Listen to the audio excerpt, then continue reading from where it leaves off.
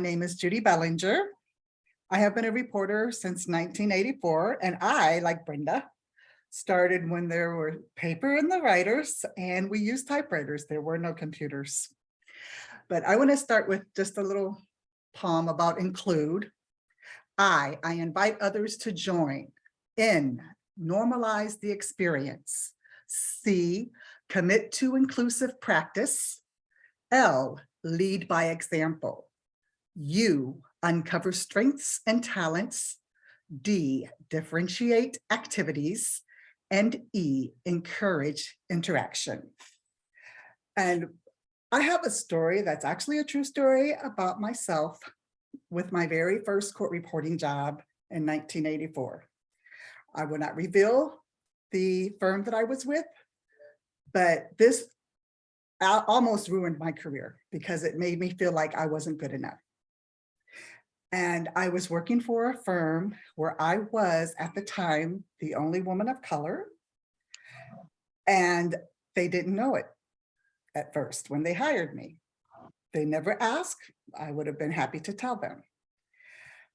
About 3 months into the job, I was having to take my jobs to the firm owner's home when I finished them, and I would always take a friend with me. I had moved 10 hours away from my family, so I made some new friends, and he noticed that most of my friends were friends of color.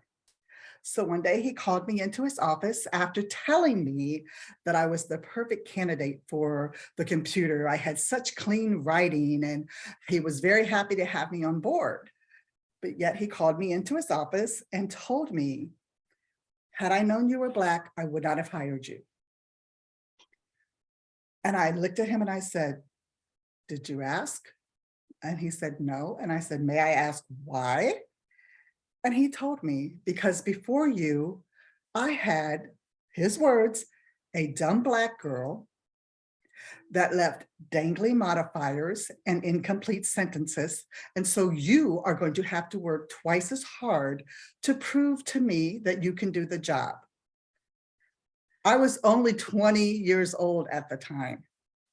And I looked him in his face and I said, you know what? I'm sure you've had some dumb white girls before me too. And do these white girls have to work twice as hard? I said, I've already proven myself, but if you don't want me here, I don't want to be here. And he told me there were firms that he would not and could not send me to because of the color of my skin that I had already been at. And I mean, as much as it hurt me, because I love court reporting, I left. I was too young to bring a lawsuit. You know, it wasn't worth it to me. I don't want to be somewhere where I'm not wanted. But that stuck with me for many years. I passed my RPR in 1988, having graduated from court reporting school in 1984.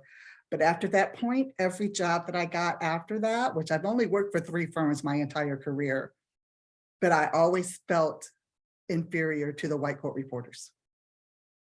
When they would get the better jobs, I never questioned it because I felt like I'm not good enough. I can't do the job. I just need to take what I can get.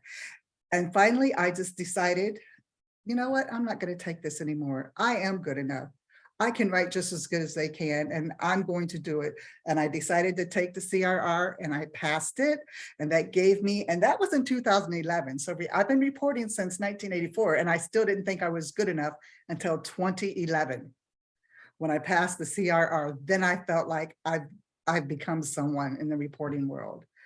And ever since then, it's been nothing but up for me because I refuse to let anyone tell me that I can't do the job that I know I can do.